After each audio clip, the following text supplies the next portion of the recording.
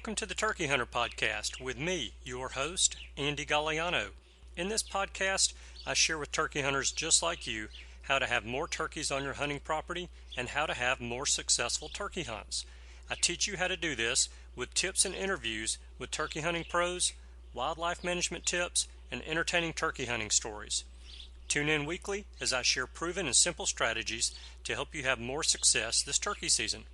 Make sure to head over to www.iamturkeyhunting.com to subscribe to receive free turkey hunting tips, tactics, strategies, and product reviews. Also, please visit and like my Facebook fan page. Go to Facebook and search I Am Turkey Hunting, and also feel free to post your turkey hunting photos from this past season and let us know where and when you killed your bird. For all of you Twitter users out there, please follow me on Twitter, where my handle is @TurkeyHitman, and I will be sure to follow you back. And now, for this week's show. Hello and welcome back to this week's episode of the Turkey Hunter Podcast. You are listening to episode 100. I was going to get a party horn and blow that party horn for effect, but hey, it's another episode of the Turkey Hunter Podcast. It's episode 100. Maybe I'll do it when we get to episode 500. I think that's party horn worthy. So, not that this is a small affair or small feat getting to episode 100. And to prove that, we are doing something a little bit different today, because Cameron had the idea about a month ago that when we got to episode 100, we would do a show where he would interview me. So I thought it might be something fun and something different. So I've got Cameron on the line with me tonight. Cameron, how are you? I'm doing good. And I know where you are, but probably no one listening does. So where are you? I'm just hanging out in my house that I moved in this year for senior year of college, and just hanging out here talking to you. Just got done eating some delicious Mexican food, so I'm feeling good right now. All right. Good. Yeah, temporarily. Yeah. Very true. That's what I had for lunch today was Mexican, so yeah. Absolutely. Probably one of my favorite food groups, I have to say. Is it really? Yeah. Well, that's good to know. Yep. Well, very cool. So you had this idea of interviewing me for the show, and you felt like some people may find that interesting, which I'm questioning that a little bit, but I thought, you know what, it'll be fun anyway. So maybe during this interview I can provide something to some of the listeners that will be of value. Yes, sir. So, well, I just figured you've had 100 episodes of interviewing everyone else, and we've gotten to see some insight into your opinions and how you would approach things. But overall, we haven't gotten to hear you do, say, Rapid Fire Q&A, so we don't know about you in that way. And we also just don't know how exactly you would handle the situation. So I thought, hey, it's time to put you on the stand after 100 episodes. I'm not sure if I like this idea a whole lot. You know, those are my questions. So if I can't get the fastest time, how bad is that going to be? I mean, you have the edge here, so I'm expecting great things on the Rapid Fire Q&A for sure. Well, you know, I may have the edge because I wrote the questions, but I'm not so sure that I've ever even really looked at it like, okay, what's my answer? Because I'm typically asking the question and moving on to the next one, and I never really have looked at it like, okay, well, what's my answer to that? But yeah, you know, it's true, some you're of just them trying to fire them all. That's right. Some of them are pretty easy. I think just standard stuff that won't be too bad. But I know what they are, so we're going to keep time. If I do break the record, then it will just be for posterity's sake. We're not going to make a note of it. Okay. Even though it'll be on the show. But you know, again, I didn't blow a party horn for episode 100. If I beat the fastest time, I will not blow a party horn for myself. There you go. It'll just be the secret of the spectacular episode 100 for those that listen to this show. There you go. There you go. Well, you're in charge of this thing, but whenever you want to rock and roll with it, let's do it. All right. Well, so you always ask people, are you comfortable doing this, and are you ready? I am extremely uncomfortable doing it, and I am ready. All right. All right. Well, on the honor system, I do not have the list of questions in front of me right now. So, all right, I'm ready when you are. That's a good thing to disclose there, and I will start the clock when I end the first question, correct? Got to ask you because you're the master at this. Well, actually, you start the clock as soon as you start the first question. Okay. Well, I'll do that, and we'll get going on this. So are you ready? I'm ready. Okay. How many full-body turkey mounts do you own? 4. How many turkeys did you kill last year? 4. Diaphragm, box, pot and peg, or wing bone? Pot and peg. Wild turkey, grilled, baked, or fried? Grilled. Wild turkey, on the rocks, neat, on the rocks, with soda? Oh, yeah. Number of grand slams? 3. The make of your shotgun? Browning. Make of your favorite shotgun shell? Winchester. Have you ever killed a bearded hen? No. Have you ever killed a jake? Yes. 10-minute successful hunt on a 2-year-old bird or a 4-hour long hunt on a 4-year-old bird? Oh, I'll take the 10-minute hunt over a miss any day. Favorite camo pattern? Mossy oak. Wild turkey legs, for dinner or for the dogs? Dinner. More or less than 5 strikers in your turkey vest? More. State you killed your last bird in? Alabama. State you killed your first turkey in? Alabama. 30-mile-per-hour winds blowing at home the last day of turkey season. Are you hunting or sleeping in? Hunting. Sit in a blind for 4 hours and squeeze the trigger, or run and gun for 1 hour and not shoot? Run and gun. Rios or Osceolas? Osceola. Osceolas or Eastern? Easterns. Easterns or Merriams? Merriams. Public land out west or private land in the southeast? Oh. Public land out west. 2 3/4, 3 or 3.5-inch shells? 3.5. 4, 5, 6 or blended shot? 6. Field turkeys or woods turkeys? Woods turkeys. Pump or automatic? Automatic.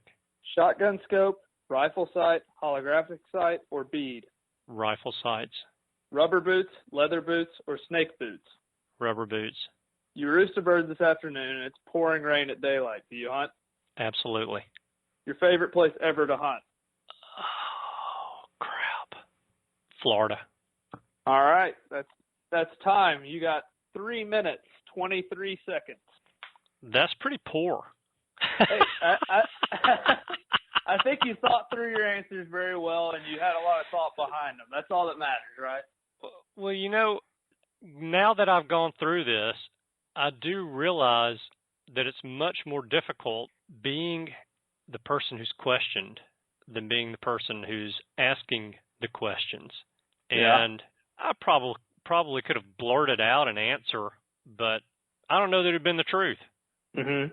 And that's very true. It sounds crazy to say, but so the favorite place I've ever hunted, well, I can count the number of places on one hand that I just had a fantastic time at and would go back again, not just because of the hunt being successful, but because of everything, the people that were there, the landscape, the turkeys, the food, it's this whole experience. And so that was a tough question. Mm-hmm. And Florida is the right answer, but I'll tell you it's a frog's hair above my trip to Kansas and Oklahoma, a frog's hair above my trip to North Dakota and South Dakota. It's a frog's hair above a couple of other trips. So the questions are tough when you're on that side of it. So I have a lot more respect for the people that blow through those like it's nobody's business. Absolutely. Well, now you know what it's like to be on the hot seat. Yeah, I do. So I want to redo. All right. Well, maybe for episode 200, we'll do it again. All right, so that'll give me some time to practice. Yeah, absolutely. There you go. But anyway, the main reason I wanted to interview you for this week's show is, first I wanted to talk to you about your podcast that you created and ask you a couple questions about that. And then also, I just had some common questions that I kind of wrote up that I thought most turkey hunters needed to know, or information they could glean from you. And so I wanted to start by talking about your podcast, and then I'm going to go into turkey hunting questions, stuff about what you do, and maybe even scenarios. So does that all sound good to you? Absolutely. Awesome. So the first question I had for you today is, what was your motivation for starting this podcast when you did 100 episodes ago? Yeah, that's a really good question, and I get asked that a good bit. It really all kind of stems from my looking back, my reflecting on when I first started turkey hunting. And we turkey hunters, I'm going to go ahead and say it, are worse than fishermen about lying. And to get a straight answer from an old-timer who's a turkey hunter is really hard. And since my dad didn't turkey hunt, he was always working in the spring. I learned how to hunt pretty much everything else from him. And none of my uncles hunted. None of my older brothers turkey hunted. They all worked as well in the spring. We all worked in the springtime when we were growing up. We didn't get out in the woods and enjoy hunting. And so here I am in college with way more free time on my hands than I really needed, looking for something to do in the spring. And one of my hunting buddies said, let's go turkey hunting. And so, we set out the next day on a turkey hunt, and neither he nor I really had a clue what we were doing. He had been maybe once or twice before me. And we didn't have any success that day, but we did hear a turkey gobble a few times, and which to me was a success. But I went back a few more times, and then what really got me hooked on the sport was calling in and killing my first bird myself. And from there, it was just a matter of trying to get my hands on as much information about the sport as I could. Now, obviously, I'm going to show my age, but this is about the time the internet was invented by Al Gore. So there was not much information online about turkey hunting. There were a few turkey hunting videos out there, VHS videos, by the way, and those were somewhat helpful, but there's not really any way for me to learn how to turkey hunt without having a mentor. And so everything that I learned the hard way from the turkeys. And over the course of the years, after I got better and better at it, I would have people ask me about turkey hunting, and they would say, well, I tried it and I'm not any good at it. Or I tried it and I don't know what I'm doing, so I quit. So what I was hearing over and over was a story of these people who were going out and hunting turkeys and not having success and giving up on the sport. And I know that not everyone is as stubborn as I am and will continue to hunt when they're not successful. There's a million things that beg for our time, and those things will get priority over hunting if you're not having success when you go out in the woods to hunt. And so I wanted this podcast to be a source of information on turkeys and turkey hunting that would be able to keep hunters interested in the sport, and hopefully, maybe in some small way it'll help the sport to survive into future generations, because we're losing them to video games, and that's no surprise that for anyone that's listening to this to hear that. But I really feel like a turkey hunt, or even just a walk in the woods in the spring, is enough to get a kid away from video games. and get them interested and keep them interested in the outdoors. And so, if you can combine that little walk in the woods with some gobbling turkeys, then all that's going to do is be the icing on the cake. So that's really why I started the podcast. I'd been interested in podcasting for a little while, even though I'd really not even listened to all that many of them, but it just was an opportunity for me to get out there and share some of my knowledge on the sport and get some people on the show who were much more knowledgeable than I am that I felt like could help me learn as well. So yeah, that's great. That's really good. And I know you've talked about how you didn't really have a mentor before, and so I assume that could have been a big reasoning behind it, is that you didn't have that, and you don't want somebody else to have to go through having to get taught by the turkeys and quit the sport because of that. So they have this option to listen to your podcast and hear from some of the biggest names in the industry and glean information straight from the podcast. I've learned so much already just from, working on these podcasts, that I can tell if you listen in regularly, you're going to get a lot of information about turkeys. Right. Yeah. It's been a good experience doing the show, and I think podcasting is a great medium to distribute the information because we can get it on the go. We don't have to be tied to a device with our eyeballs on something to read or to watch a video. It's all audio. We can get it on the go and continue doing our thing. And so I think the podcasting platform is a great platform, not just to discuss turkeys, but to discuss anything and everything. Yeah, absolutely. I completely agree with that. Well, anyway, so the next thing I wrote down that kind of leads into this. So you started the podcast and you've done 100 episodes.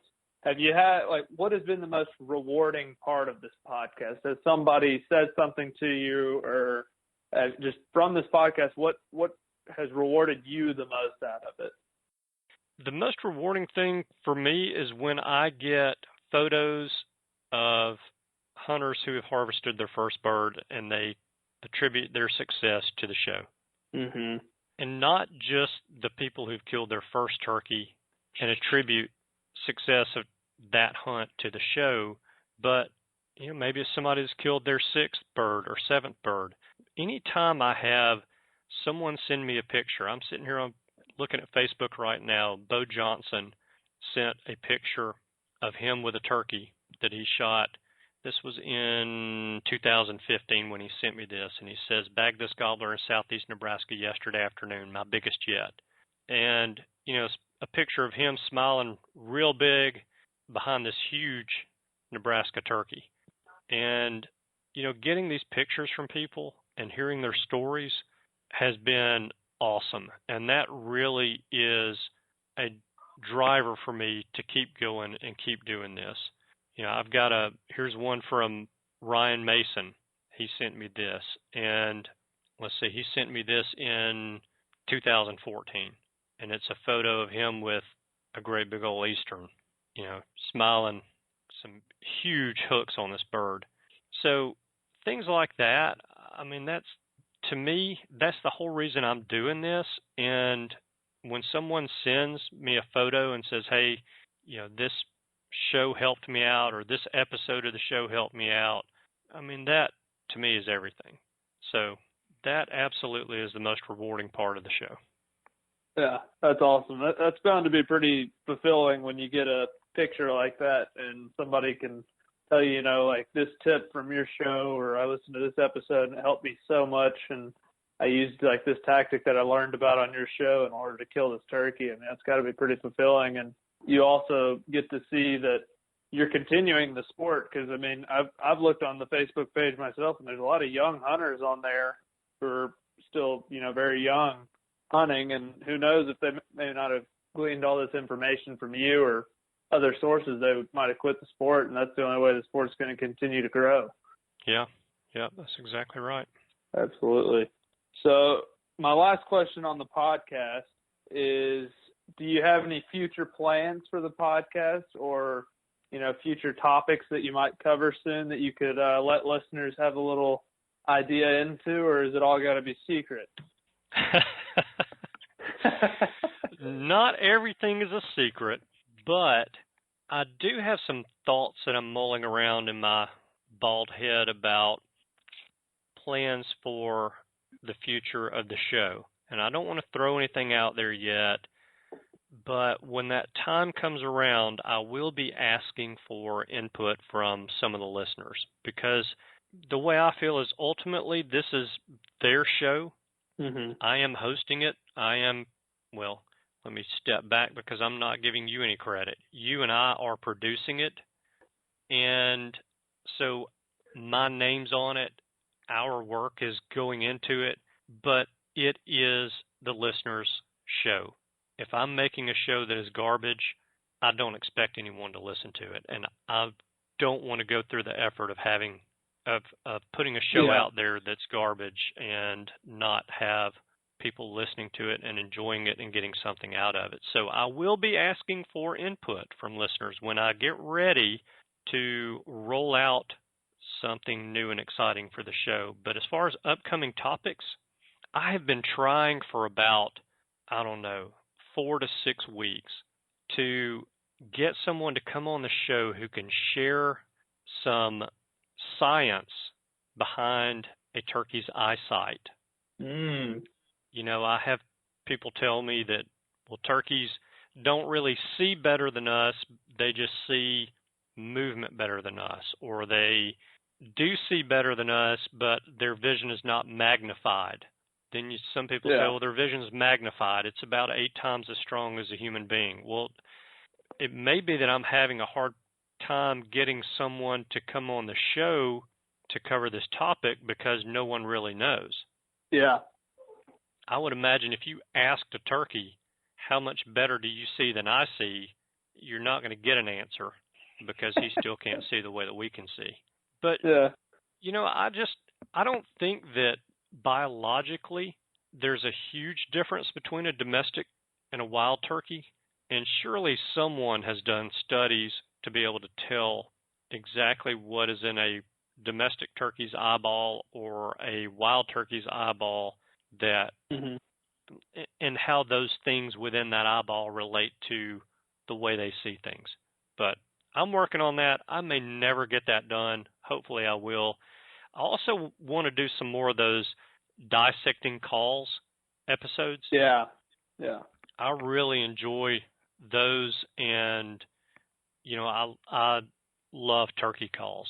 So, to get someone on the show that loves turkey calls and makes them and hear about what they put into them, and you get to hear the time and the effort and the energy and the care that they put into making these calls just so you and I can go out there and use them and call a turkey in. That's always fun, getting those people who are passionate about their hobby on the show, and they can always provide us, the average hunter, with some good insight as to how to pick the right call. So that's a little bit of a sneak peek as to what's coming up. Okay, awesome. That sounds like we got a lot to look forward to then. I like both those topics you just said. The eyesight one sounds like that could be very interesting if we can find somebody that'll do that show for us interview-wise. And now that paper, I may turn you loose and let that be your next research paper. There you go. I don't know if I'll have time to do a research paper on it, but I can help out with it if need be. I see anyway, you backing out of work now. Yeah. I'm just slowly creeping out of there. But so that's all the questions I have for you about the podcast. And I want to move into more questions about turkey hunting.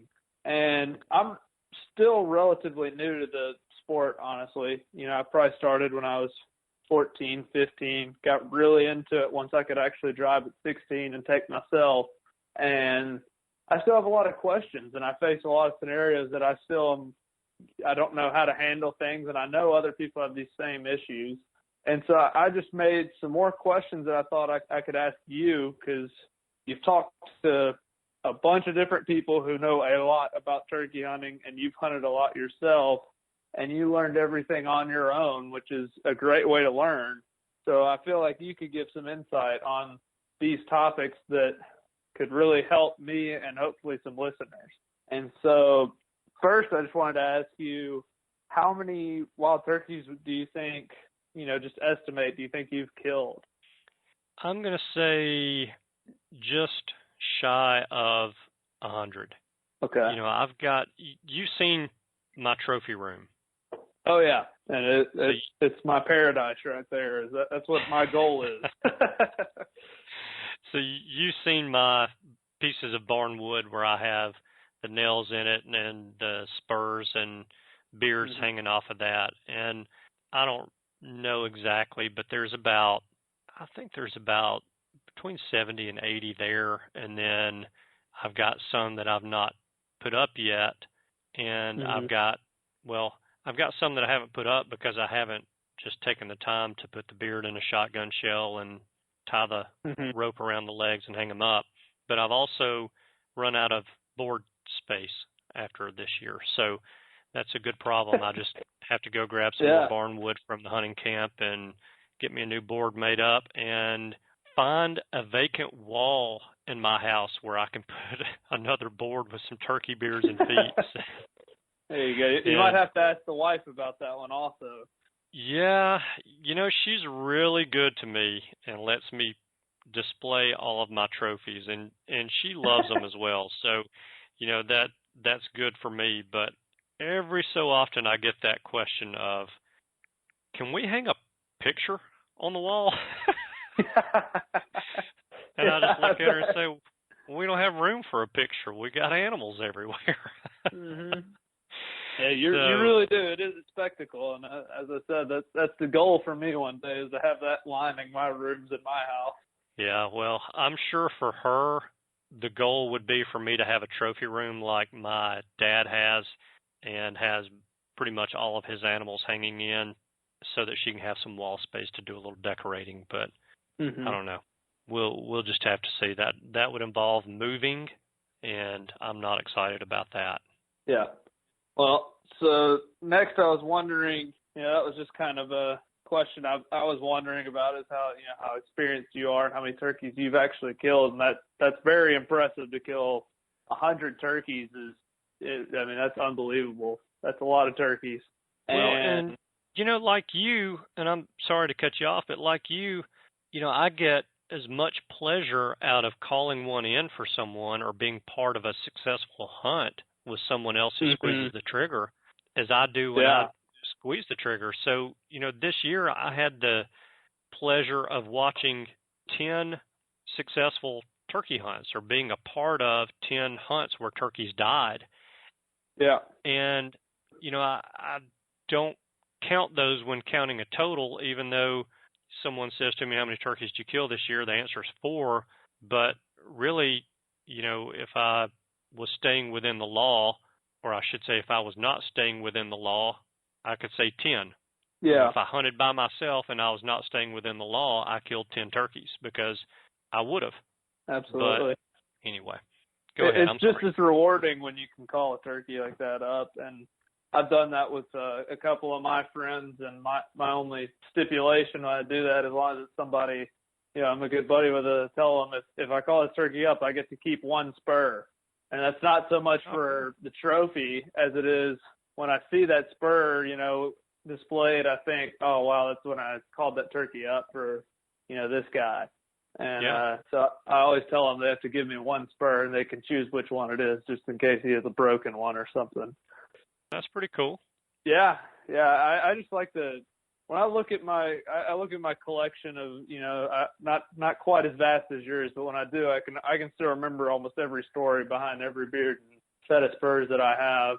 And when I have a couple of those single spurs where I've, been hunting with a buddy and called them up a turkey, and those are just as special to me, because that when you're both running up there and hugging and high fiving about how you stand over this beautiful bird and everything, that's a pretty special moment. Oh yeah. There's no doubt. Absolutely. So let's act like it's about to be opening day of turkey season. Tomorrow is opening day, I wish. And I'm assuming actually we'll say a week ahead of time because I'm assuming you at least pack a week ahead of time. What are you putting into your turkey vest? Can you just walk me through what exactly is in your turkey vest? Mine's usually prepared like a month before the season because I'm so fired up. But mine is never emptied. I'm always ready to go, ready to go at a moment's notice. So, yeah, that's another good question, and I think that new turkey hunters can probably learn something from the answer to that question. So, things that I have, pot and peg calls, and I will tell you that I've got all of them: glass, aluminum, slate, ceramic. I mean, you name it, I've got it. I don't have all of those in my vest at any one given time, but I've got them.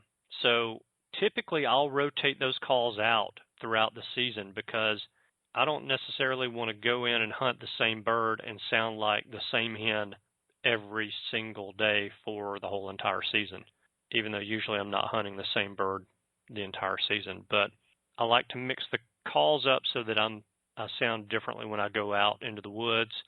So pot and peg calls and strikers, of course, either a Brillo pad or something to rough that call up with a little bit. Chalk for box call. I've got hand pruners so I can trim branches off of trees that I'm going to sit against or trees in front of me that may be obstructing movement of my gun or me being able to see an approaching turkey, whatever it may be that I need those clippers for. Those things are awfully handy. I have box calls. I have crow calls. I have shotgun shells because I have been known to miss a turkey, and I've got to have backups because I've been known to miss a turkey not one time, not two times, and not three times, but four times. And it's not any fun when it's 7:30 in the morning and you shot out of shotgun shells and you have to go back to the truck to get more, or you realize you don't have any more in the truck and you have to go home. I don't know that I'll ever be good enough to kill a turkey with a rock. So I carry lots of shotgun shells. Now, I don't keep this in my vest. I keep this on my body, but it's very important. And I know some people who hunt that do keep this in their vest, but that's binoculars. Mm-hmm. If I can help it, I don't leave home without them. So that's another important tool. You know, you can't go in the woods without TP. So I've always got that was going to be a part in the vest. I've always got a roll of TP in the vest. You know, I rarely place in the vest. Yes, it's in a bag that keeps it dry because you know I'll be out there when it's raining. So I don't want a wad of wet toilet paper in the back of my vest. Yeah. But that is an essential hunting tool. I rarely use a decoy. And so if you catch me with a decoy in my vest, it likely is mid-season or late season where there's not a lot of activity going on, and I'm going to go out knowing that there's a real good chance I'm going to find a tree to park underneath and get me a nap. I mean, wait out a turkey. So occasionally I'll have a decoy and a stake with me. I keep rubber bands in my vest because I can use them to quieten my box call. And also, if I happen to break one of the rubber bands on my box call, I've got backups. That's pretty much it, you know, as far as essentials. And now with the shotgun shells, I always keep a couple of birdshot loads with me and a couple of buckshot loads with me as well. Now, I'm admitting this on podcast that's going to air. I don't know if buckshot is legal everywhere, and it may not be legal in Alabama, but I'm going to take my chances on being able to kill a hog with a load of number 4 buck. Yeah. And if that means that I get a ticket one day, then I'll pay the fine and move on. I have zero intentions of ever even trying to shoot a turkey with buckshot. So I doubt that I will not carry buckshot with me. Mm-hmm. And again, probably not a good thing to be saying on the show that, what I'm doing is probably not legal, but I know what my intentions are, and they are not ill towards a wild turkey. They are ill towards a wild hog. I will promise you that. Absolutely. And of course, I use the bird shot for raccoons and snakes. Yep. So. Yep. Awesome. Well, like, all right. when you're sitting down and you have your turkey vest there, what is typical? I mean, this may change situationally, but just on most occasions, what's the first call you're going to pull out? What's your favorite call to start the morning off with? The first call I'm going to pull out is a pot and peg, and typically I will pull out a slate call, and most of my slates are slate over glass, mm-hmm. and I'm going to start out quiet and work up in volume. And if that slate does not work, the next call that's coming out is my aluminum call, because it is a screamer, and I like to reach out there and touch them every now and again. Absolutely. So, yeah. But, yeah, typically if I'm running and gunning, I want to start out quiet with my calling. Yeah, just in case he's not as far as you think. That's exactly right. Yeah. Yeah. Don't want to spook him being too loud. Yeah, that's really good advice right there. And speaking of advice, so when you've been in the woods in the past for many years, what would you say overall is the number one biggest factor you've seen to getting wild turkeys in gun range? It may be weather, it may be a calling technique, anything. What's one of the biggest factors in getting a turkey to come into gun range? In my opinion, the number one factor to getting a wild turkey in gun range is to get myself within gun range of that wild turkey. And in the process, I'm going to eliminate as many obstacles as I can, if not all of them, between me and that bird. Mm-hmm. So if I can use terrain to my advantage and get 20 yards from a turkey, you better hold on to your hat, because I'm going to move on that bird, and I'm going to get as close as I can get to that turkey without getting busted. And yes, I will get busted a few times every season, but I kill far more birds than I bust because of getting too close. And that, to me, was my number one obstacle in killing turkeys when I started out turkey hunting. But I didn't, for a lot of years, I just didn't get it. I kept hearing people in the back of my head tell me, turkeys have tremendous eyesight. You have to be careful. You can't move a whole lot. You can't get too close.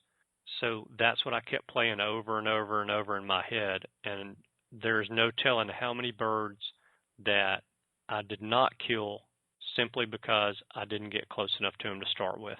And they got hung up by a fallen over tree or a creek or a fence or whatever it may have been, a hen, whatever it may have been. And if I can get closer, most of the time I can eliminate most, if not all, of those obstacles. Yeah, that's very true. So you just mentioned a hen. That was actually my next question, so I'm going to go ahead and lead into that. All right. How do you personally deal with a henned up turkey? And let's assume you just got in the woods, you heard him gobble, you get in there, you're pretty close, you set up, he's gobbling, you're feeling all good, and then all of a sudden you hear that sound you really didn't want to hear, and that some hens are starting to yelping up there in the trees with him. So how do you handle that once you now know this turkey has 5, 10, 15 hens with him? How are you going to handle that situation, calling-wise especially? So when I get there, he's gobbling, and he's still on the roost, and the hens are still on the roost.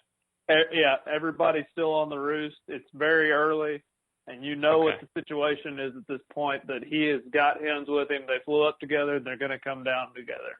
Okay. The one thing that I'm going to force myself to do is not call while he's on the roost. And I will say that varies depending on where you are. I have friends who hunt in North Carolina. When they hunt with me here in Alabama, it blows them away that I will not make a sound until that gobbler pitches down from the roost and hits the ground.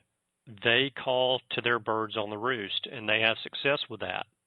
Every time I have ever called to a turkey on the roost in Alabama, that turkey has sat on the limb of that tree for hours, and I have sat there until 10 o'clock some mornings, knowing that that turkey's not flown down.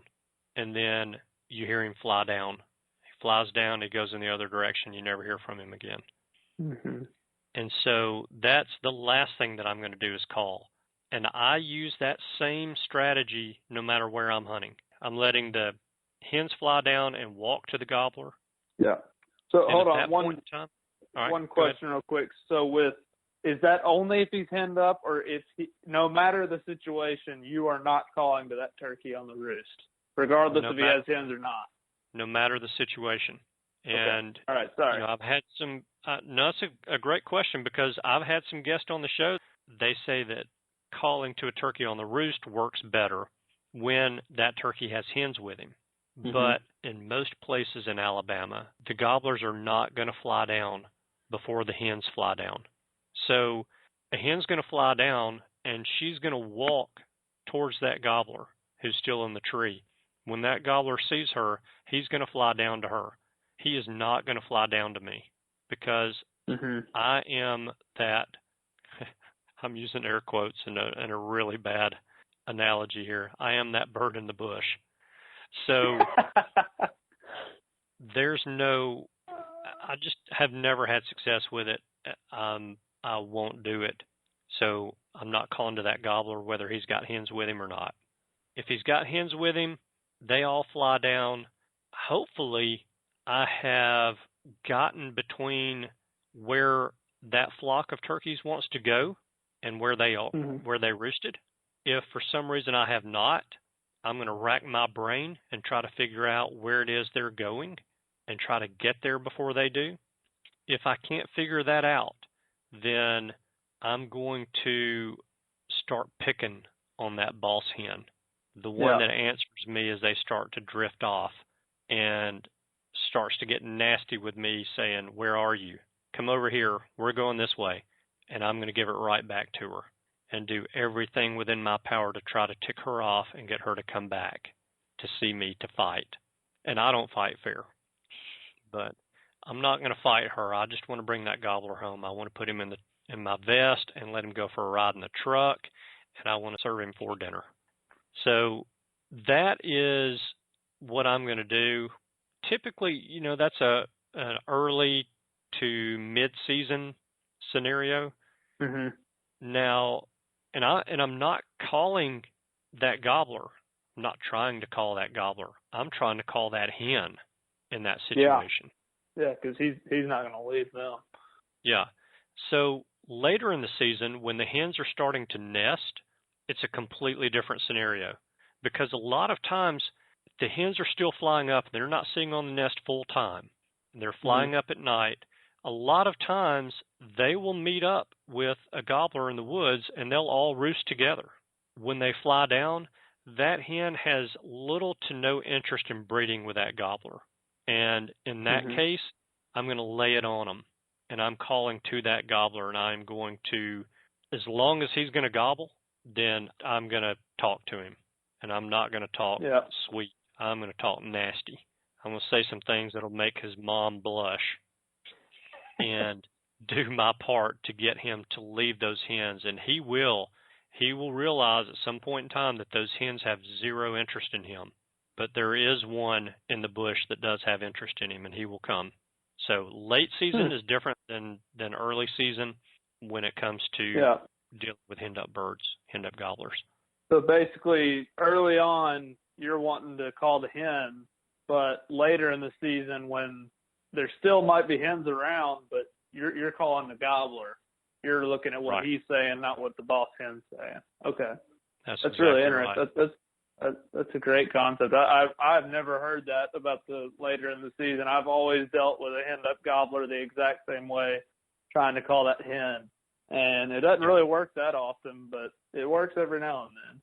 And Yeah. maybe if you stick with him long enough, he'll leave them. That's right. Yeah. And you only need it to work once. Mhm. And then it's the greatest strategy ever. Yeah, exactly. And you can try to call that hen later in the season, but chances are if she's going to go sit on a nest, she doesn't want company, whether it's a hen or a gobbler. Yeah, she's going to slip off on her own, make sure nobody's watching. She's going to wander around through the woods and leave a scent trail scattered everywhere and slip on over to her nest, and she's going to sit down. She doesn't need a friend. Yeah, absolutely. That's a very good point.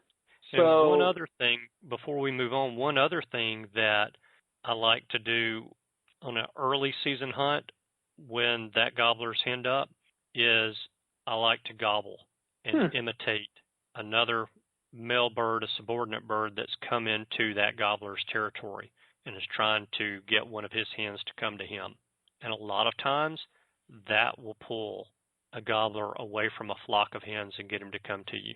But do you do hen calls as well, or are you just gobbling? Do you want to sound like you're just a gobbler, or are you trying to sound like another group?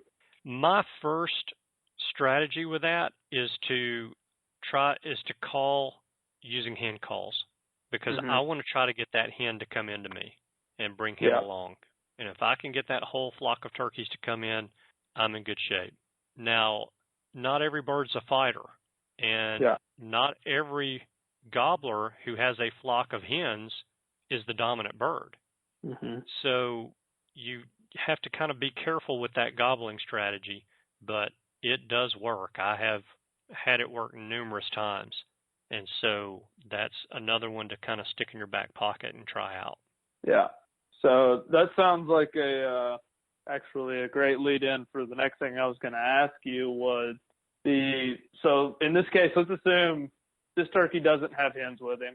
He's out in the woods. He's just hammering at everything you're throwing at him, but he will not come a step closer to you. At least you don't think he has hens. He might. He's been gobbling all morning long, and he will not come closer to you. What is basically your last-ditch effort? Because this happened to me last year. My brother and I are hunting. It was two gobblers. Right off the roost, I thought, we're about to double. There's just no way they're not going to come. They don't have hens. We saw them come off the roost. I actually saw them strutting out through the woods. And they sat out there and gobbled till 10:30 in the morning and never came a step closer to us. I don't know if I just sounded that hideous to them or what the problem was, but, I mean, they gobbled at every call I threw at them. So what I was wondering is, you've done all that. What's your last-ditch effort that you're going to put out there to try to get that turkey to come to you? Well, I have heard you call, and I'm going to guess that you didn't sound hideous. I hope not. I think what you ran across was a situation where these two toms were together and they were where they wanted to be. They were where either one or both of them have called in hens. Lord only knows how many times during the course of that mating season, and maybe the 1 or 2 or 3 mating seasons before that. Yeah. And they know the program. They know you're supposed to come to them. So what do you do in that situation? Well, my last-ditch effort on pretty much any gobbler is to gobble at him. And my experience is that has one of two effects on the bird. It either brings them running and mad, or it runs them off. And either way, if I've been messing with a bird for about 3 or 4 hours, I'm happy with either one of those scenarios. Absolutely. I am not going to leave that bird if I can help it at all. I have left them gobbling before, and I wake up in August sweating, thinking about the bird that I left gobbling in the woods. I don't like to do it. So I will try that. If that doesn't work, then I'm going to think about where I am, where that turkey is, and where within 100 yards can I get without that bird seeing me, where he would be likely to leave where he is. Again, where he wants to be is where he is. So get him to leave where he wants to be, that spot, and come to a new spot. Yeah. And so I'm going to think about other areas around there that either could be strut zones or I know are strut zones. And I'm going to get in there and I'm going to call and try to get that bird to leave that one strut zone where he is and come to another strut zone. I am a firm believer that there are places in the woods where turkeys know that they can meet up and will meet up and do meet up, and they know where they can go to see other turkeys. And if you can be in one of those spots and try to call that bird to that spot, you're going to increase your odds of success. Yeah. Awesome. Yeah, that was very good advice. I never thought of it that way, of that he may have been in that spot a week earlier and called a group of hens up. That's a really interesting thought there, and probably very true. That was his zone, and that's why he didn't want to come to me. So that makes me feel better. That makes me feel like maybe I just didn't sound that horrible to him. So no, I know that's not what the case was.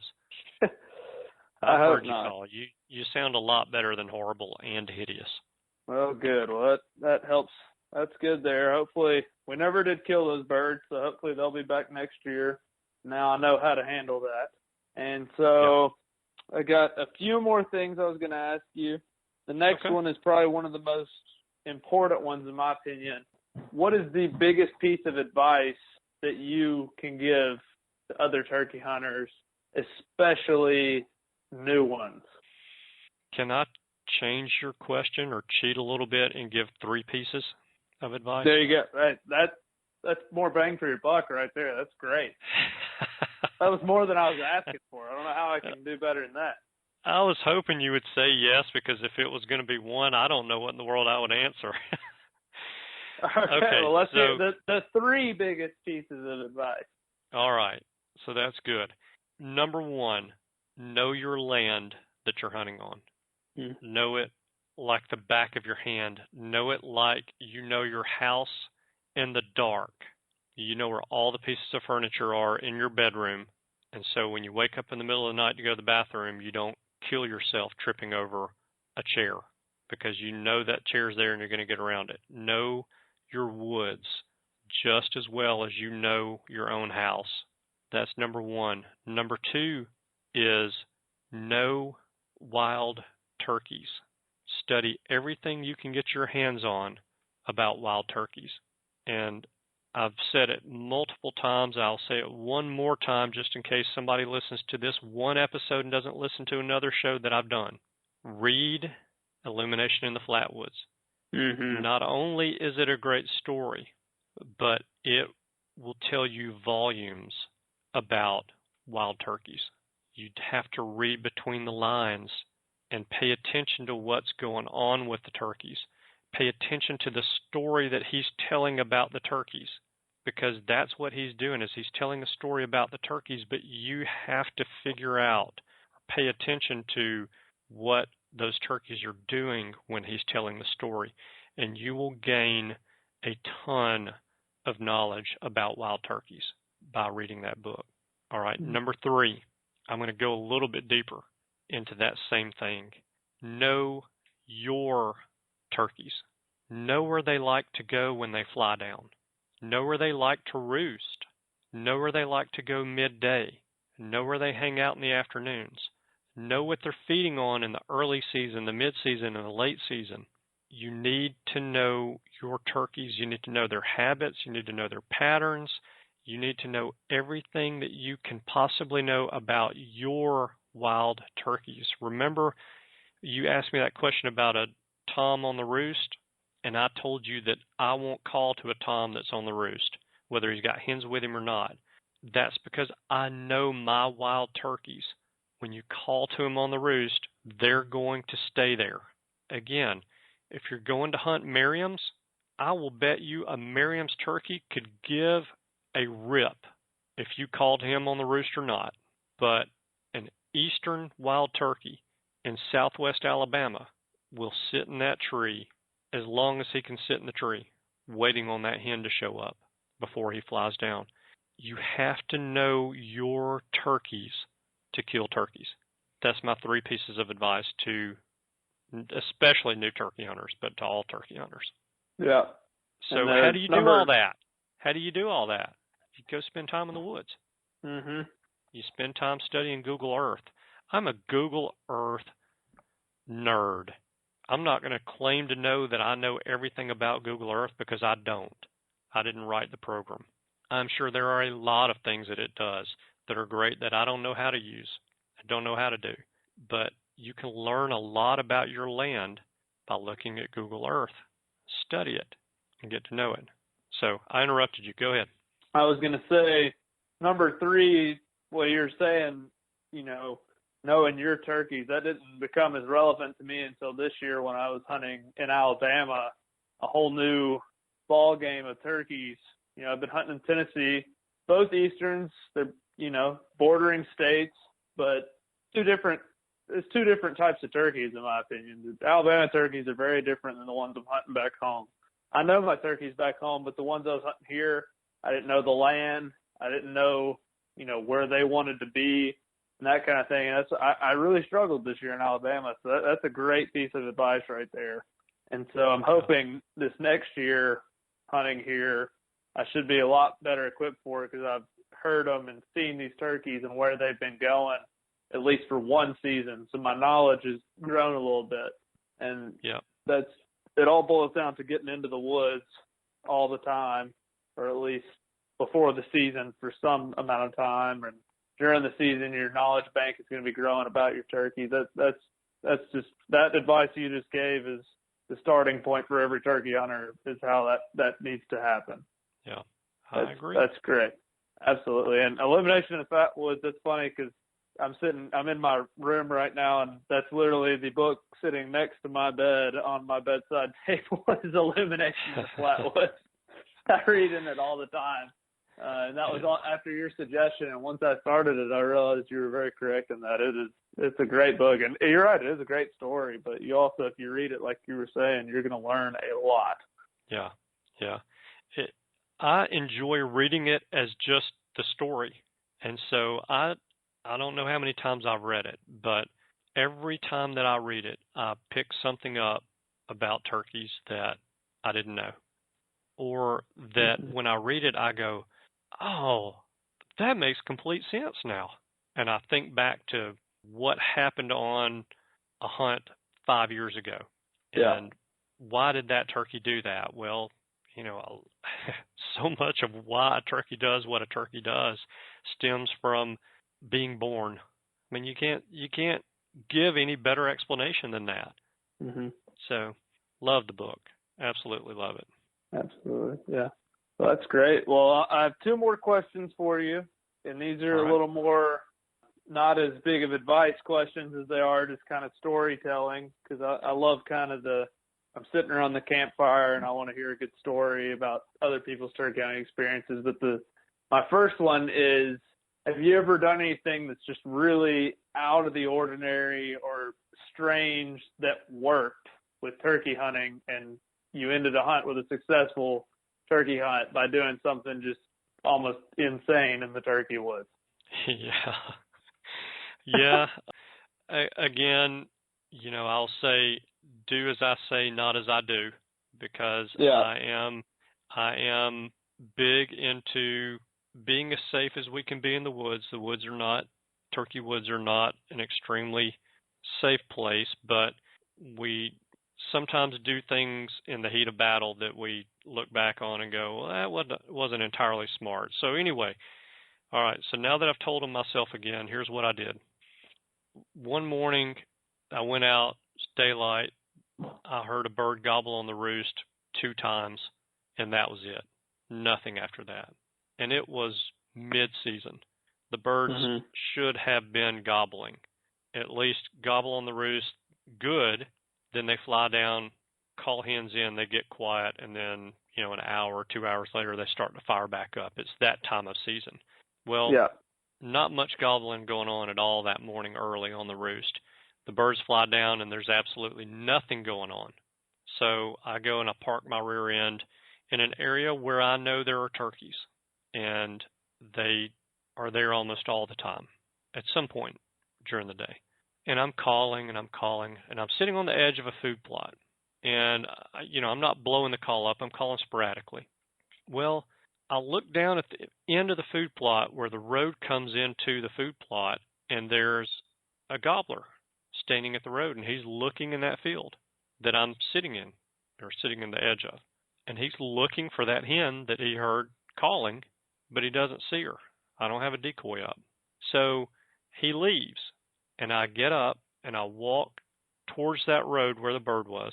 I sit down in the edge of the woods where I can see down the road where the turkey walked off, and I call, and he gobbles. And I think, this is just going to be too easy. So I sit there for about 10 minutes, and he gobbles again.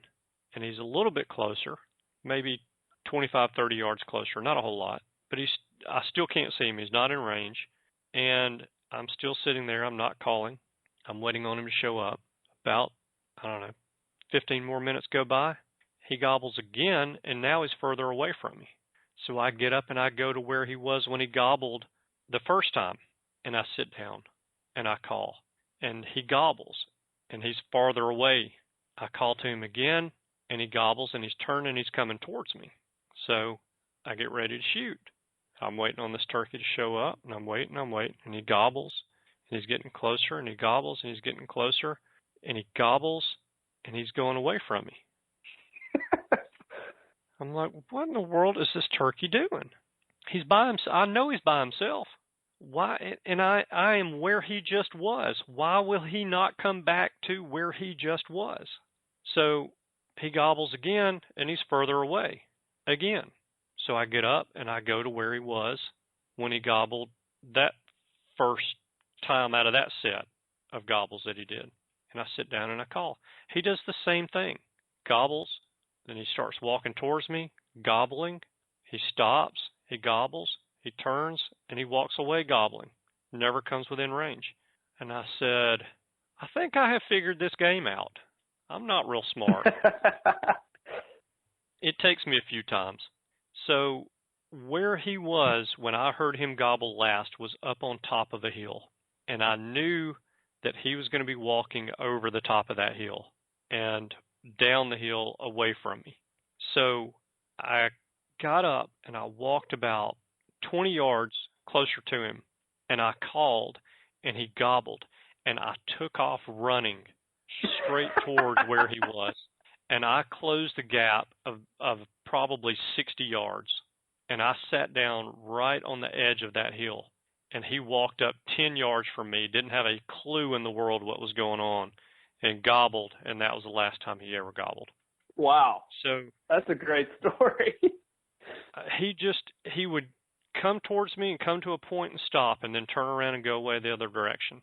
And I'd get up and move to where he was, and he'd turn and he'd come towards me, and he'd stop and gobble, and he'd turn and go the other direction. And I'd get up and go where he last was, and he'd gobble and do it again. And I thought, he's going to keep doing this until we run out of ground and keep playing this same trick. I've got to do something different. And so I never want anybody listening to the show to run with a loaded gun, and I did it that morning. I'm not proud of it, but I did it, and I did kill a turkey because of it. And I probably did, and looking back at it, I probably did have time to unload the gun and run to where I wanted to set up, put a shell in it, and quietly close the bolt on the shotgun, but I didn't do it. So I'll take my lashing now. It wasn't smart. It wasn't safe. Try not to do it. That's all I can say. Tell you what, that's a great story. You definitely figured out the game, it sounds like. That's interesting. I've never heard of a turkey doing that, but you read him, it sounds like, perfectly in order to get that close to him. You know what was really strange? That bird was he had 1/2 inch spurs and had about an 8.5 inch, 9 inch beard, something like that. Good. He wasn't 2-year-old bird. Yeah. I would say he's probably a late hatch from the year prior, but he acted like he was a 5-year-old turkey. Yeah, he had it all figured out. And when I shot him, I thought, my gosh, I have just killed a monster. I have just killed the granddaddy of all turkeys. And I get over there and he's got 1/2 inch spurs. I thought, man, I almost got schooled by a kid. Golly, it's amazing how smart those birds can be. They are. I have no idea what he was doing, but I don't guess I have to know. Yep. Well, I was going to ask you for one more story, and all right, you can answer with any story you'd like. But the last thing I was going to ask you is, what maybe is one of your most memorable hunts, if not the most memorable, and why is it so significant to you? Like, why does it stand out among all the 100 turkeys you've killed? What's one story that really stands out to you, and what contributed to it? God, man, that is so tough.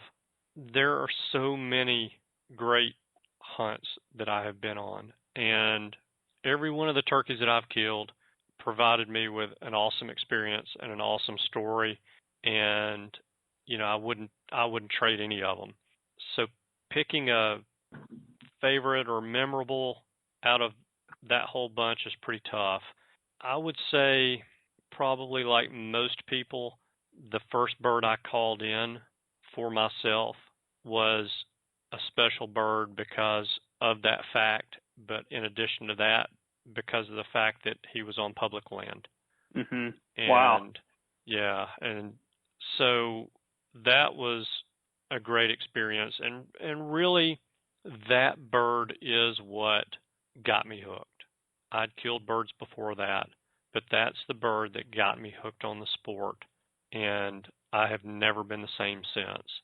But I mean, there's so many of them. There's the monster Missouri turkey that I did a show on. I can't remember what episode that is, but that's the one that my buddy John killed when we were all hunting in Missouri for our out-of-state trip.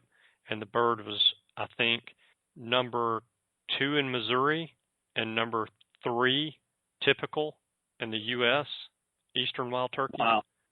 And that bird gobbled his ever-loving brains out. I can't even begin to guess how many times that turkey gobbled. 300, maybe 400 times.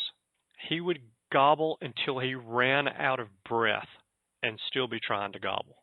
Wow. So that was a very memorable hunt. And then, John shoots the turkey and we get up there, or he gets up there before me because he's closer. He's slipped away from me to go after the bird, and he starts hooping and hollering.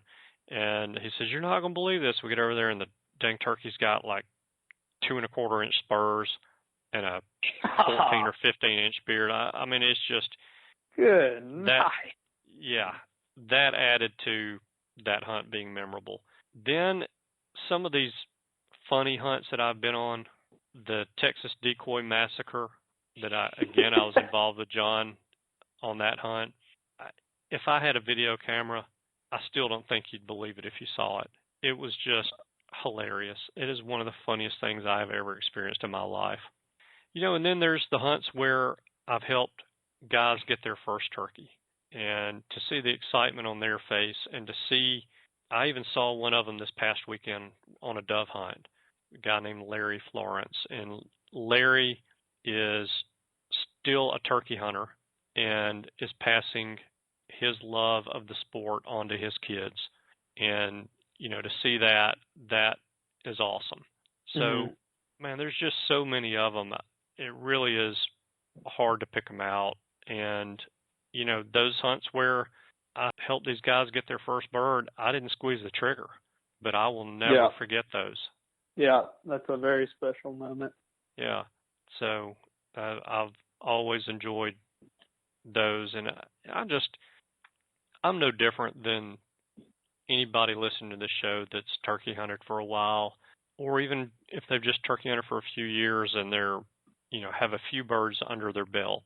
I love everything about the sport.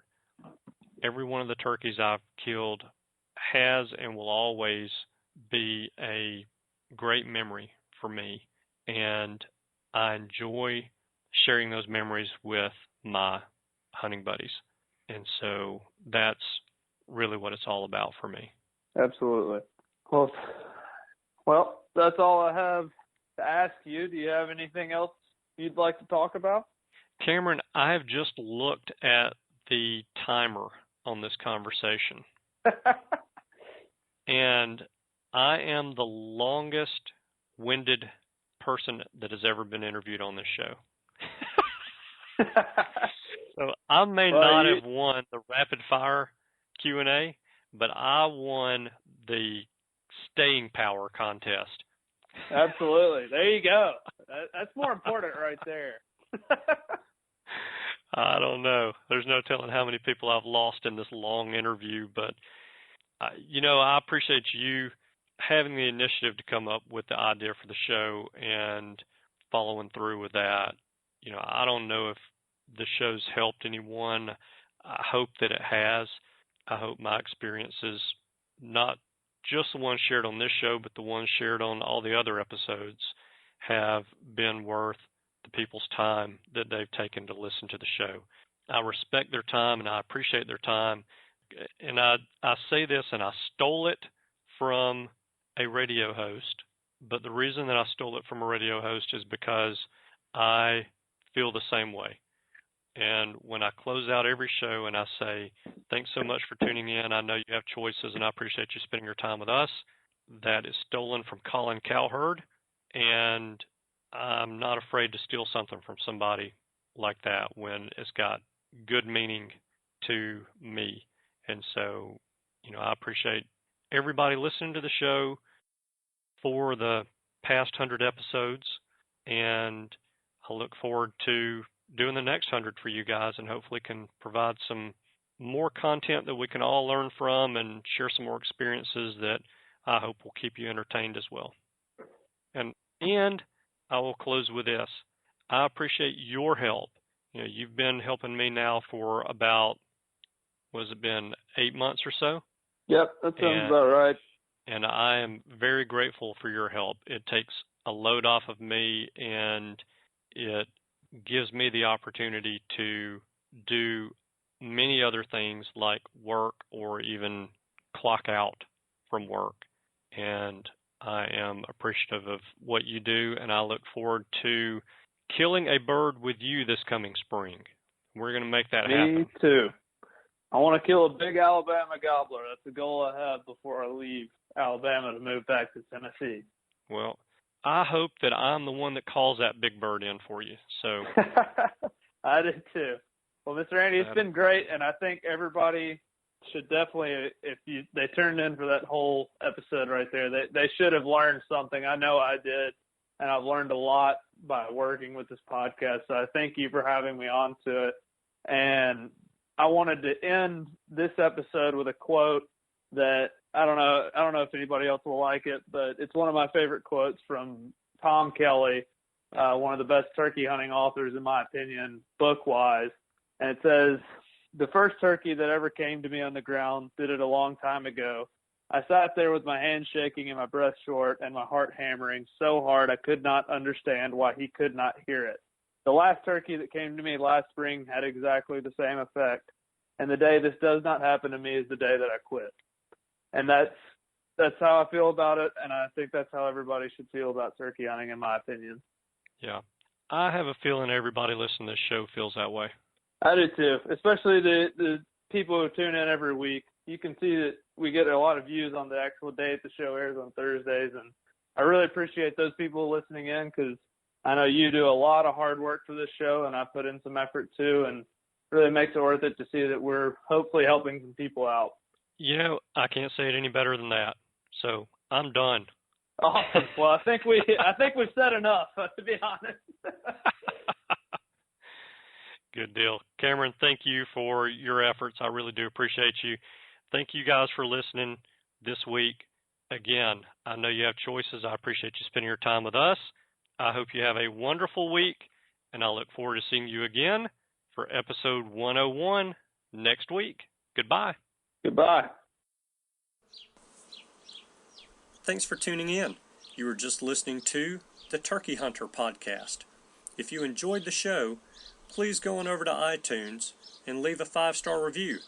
And make sure to head over to www.iamturkeyhunting.com to subscribe for free turkey hunting tips, tactics, strategies, and product reviews to help you have a more successful turkey season. And stay tuned for upcoming episodes on hunting afternoon birds, how to film your hunt, and the breeding cycle of hens, as well as some guest interviews. Thanks again for listening. We know your time is valuable, and we appreciate you sharing some of it with us. See you next week.